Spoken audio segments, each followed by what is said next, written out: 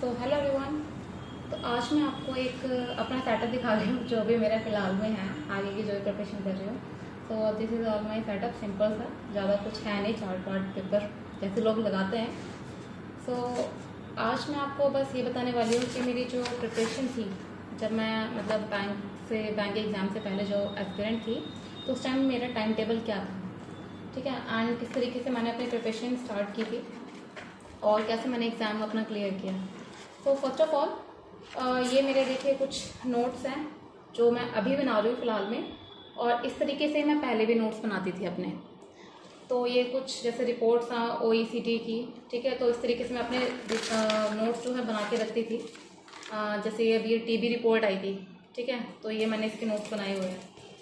तो मेरा जो मेन था अपना, जब प्रिपरेशन कर रही थी मैं उस टाइम, मेन था नोट्स, ठीक है, कि अगर मैं जो पढ़ रही हूँ अगर कुछ लेंथी है तो उसको मैं एक बार में PDF अगर आपकी लेंथी है तो वो मैं पढ़ नहीं सकती पूरा कंप्लीट, कि हाँ बार बार उतनी लंबी PDF को पढ़ो। तो मैं कुछ मेन पॉइंट्स जो होते थे वो मैं नोट डाउन कर लेती थी, जिससे मतलब मुझे बाद में प्रॉब्लम नहीं होती थी। कि एक बार अगर मुझे देखना होता था तो मैं एक बार में मतलब एक बार देखा, अपने ओवरव्यू किया, उसके बाद आप बाद में बेशक से डिटेल में जा सकते हो। कम से कम ये होता है कि नोट्स से आपको फ़ायदा मिल जाता है, ठीक है। बाकी ये देखिए मैंने कुछ नोट्स बना रखे हैं, ये अभी फ़िलहाल में जैसे HDI इंडेक्स आया था एंड ह्यूमन, मतलब जिसको बोलते हैं ह्यूमन डेवलपमेंट रिपोर्ट। तो ये कुछ नोट्स हैं अभी फ़िलहाल के। अभी तो मेरी पढ़ाई छूट गई है बिल्कुल ही, आगे की जो प्रिपरेशन कर रही थी। तो चलिए अब स्टार्ट करते हैं। अभी तो थोड़ा इधर उधर की बातें थी। देखिए फर्स्ट ऑफ ऑल जो लोग फ्रेशर हैं या फिर जिन लोगों ने मतलब काफ़ी एग्ज़ाम दिए और एग्ज़ाम प्रीलिम्स भी नहीं निकल पा रहे हैं, तो इन लोगों को बता रही हूँ। बाकी जिन लोग में जो लोग जो है मेंस तक पहुँच चुके हैं या फिर इंटरव्यू तक पहुँच चुके हैं, तो उन लोगों को तो आइडिया होगा कि कहाँ पे उनकी कमी है, ठीक है। तो जो लोग फ्रेशर हैं तो उनके लिए मेनली ये चीज़ बता रही हूँ मैं कि आपको प्रिपरेशन कैसे स्टार्ट करनी है, ठीक है। देखिए फर्स्ट ऑफ ऑल अपना टाइम टेबल सेट कीजिए।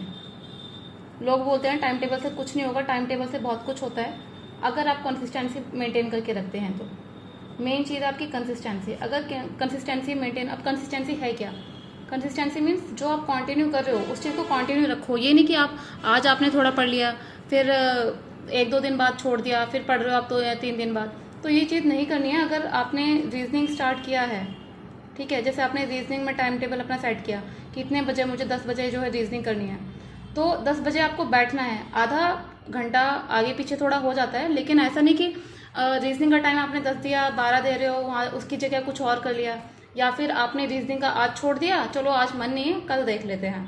तो ये चीज़ नहीं करनी है, ठीक है। मेन चीज़ टाइम टेबल आपको सेट करना पड़ेगा कि रीजनिंग आपको किस टाइम करनी है, क्वांट किस टाइम करनी है, आपकी इंग्लिश, ठीक है। इंग्लिश में लोग बहुत ज़्यादा मतलब ध्यान नहीं देते हैं, ठीक है, और साथ में आपका GA।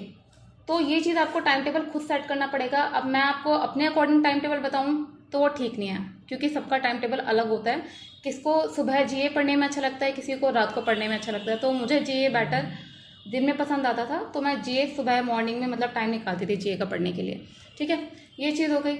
नेक्स्ट हो गई, आपको अगर प्रिपरेशन स्टार्ट कर रहे हो तो सेक्शन वाइज कैसे आपको करना है, ठीक है।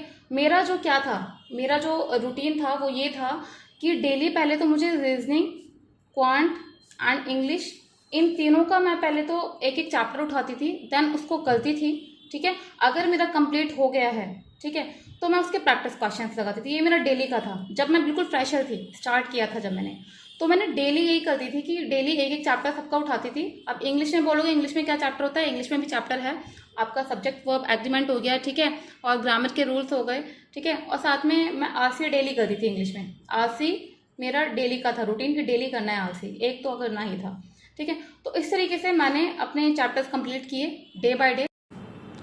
उसके बाद मैंने क्या किया कि जैसे मेरा सेक्शन पूरा चैप्टर वाइज कंप्लीट हो गया, तो मैं आपको एक रियलिटी बताती हूँ। मैंने अपने टाइम में, क्योंकि मैंने 21 में दिया था एग्ज़ाम, तो उस टाइम मैंने कोई मॉक टेस्ट नहीं खरीदा था जैसे आज के लोग करते हैं। मैंने ओनली फ्री मॉक टेस्ट जो अवेलेबल होते थे ना, बस 1-2 लगाए थे, ज़्यादा नहीं। बाकी मैं जो प्रैक्टिस करती थी वो मेन PDF से करती थी। जैसे आपको गूगल पर मिल जाएंगे काफ़ी PDF, तो वहाँ से PDF से मैं करती थी। और साथ में जो आपके सेक्शनल टेस्ट आते हैं, लाइक आपके गूगल कर लोगे आपको बहुत जगह मिल जाएंगे, और एक आपका अड्डा 24/7 की साइट है, वहाँ से भी आप कर लेना। वहाँ पे डेली क्विज आती है। अब तो कम क्विज कर दी उन लोगों ने, पहले 10-10 क्वेश्चन आते थे, 5-5 आते हैं, ठीक है, तो आप वहाँ से कर सकते हो। तो ये मेरा रूटीन था और ये रूटीन मेरा डेली चलता था कि जब तक मेरा कंप्लीट नहीं हो जाता उसके बाद मेरा यही था, प्रैक्टिस प्रैक्टिस एंड प्रैक्टिस। और इसके अलावा मैंने ज़्यादा कुछ किया नहीं है। पहले अपना चैप्टर वाइज कंप्लीट किया, देन मैंने अपने क्वेश्चन स्टार्ट किए लगाने, नहीं समझ में आ रहे तो दोबारा मैंने उसी चैप्टर पर गई। अब वो चैप्टर भी कैसे करती थी, मैं नोट्स जरूर बनाती थी, चाहे क्वांट हो चाहे रीजनिंग हो, ठीक है। नोट्स बनाना मेरा मैंडेटरी था, बिकॉज मुझे तो याद नहीं होता, बाकी लोगों का पता नहीं है। मैं जब तक नोट्स न बनाऊँ, अपने हाथों से लिखना लूँ ना, मुझे याद नहीं होता है, तो मैं नोट्स जरूर बनाती थी। अब आप लोगों को भी मैं सजेस्ट तो करूँगी, बाकी आप लोगों को आदत नहीं है तो कोई बात नहीं, तो नोट्स मैं जरूर बनाती थी। और एक सेकेंड,